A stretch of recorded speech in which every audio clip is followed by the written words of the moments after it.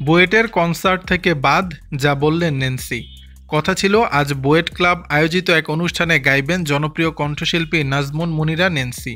কিন্তু রাজনৈতিক মতাদর্শের কারণে মঙ্গলবার ২৯ এপ্রিল তাকে শিল্পী তালিকা থেকে বাদ দেওয়া হয়, এমন অভিযোগ তুলেছেন শিল্পী নিজেই। বুধবার ৩০ এপ্রিল নিজের ভেরিফাইড ফেসবুক পেজে একটি স্ট্যাটাসের মাধ্যমে তিনি এ অভিযোগ করেন। ন্যান্সি লিখেছেন, আজ সন্ধ্যায় বুয়েট ক্লাব আয়োজিত একটি অনুষ্ঠানে আমার গান পরিবেশন করার কথা।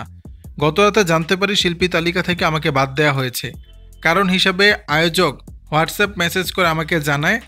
হিসাবে আয়োজক কমিটি হোয়াটসঅ্যাপে আমাকে মেসেজ করে জানায়, আজ হঠাৎ বুয়েট ক্লাবে আসতে বললেন প্রেসিডেন্ট ক্যান্ডিডেট ভাই। এসে শুনি দুই গ্রুপের মধ্যে ঝামেলা হয়েছে। কালকের প্রোগ্রামে কোনো রাজনৈতিক শিল্পী এলে বিপরীত সমর্থকরা প্রোগ্রাম বয়কট করবে। ক্যান্ডিডেট ভাই তাই এটার জন্য আপনার কাছে আন্তরিকভাবে দুঃখ প্রকাশ করেছেন। আমিও ভীষণ দুঃখিত।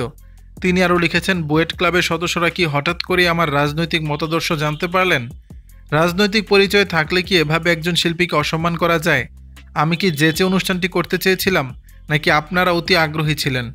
বুয়েট পরিবার পরিচয়ে কোনো অগ্রিম সম্মানই না দিয়ে অযৌক্তিক অজুহাতে অনুষ্ঠান বাতিল কি কোনো প্রফেশনাল আচরণের মধ্যে পড়ে? যাই হোক, নিয়ম অনুযায়ী পুরো সম্মানই আমার বাসায় পাঠিয়ে দেবেন। সবশেষে জনপ্রিয় কণ্ঠশিল্পী লিখেছেন, অনুষ্ঠানের একটি প্রোমো ভিডিও তারা তৈরি করেছিলেন, যেখানে আমার নামের আগে বিশেষণ দেওয়া হয়েছিল মেলোডি কুইন। আপনারা পারেনও বটে। দর্শক, বিষয়টি নিয়ে আপনাদের মতামত জানাবেন নিচের কমেন্ট বক্স।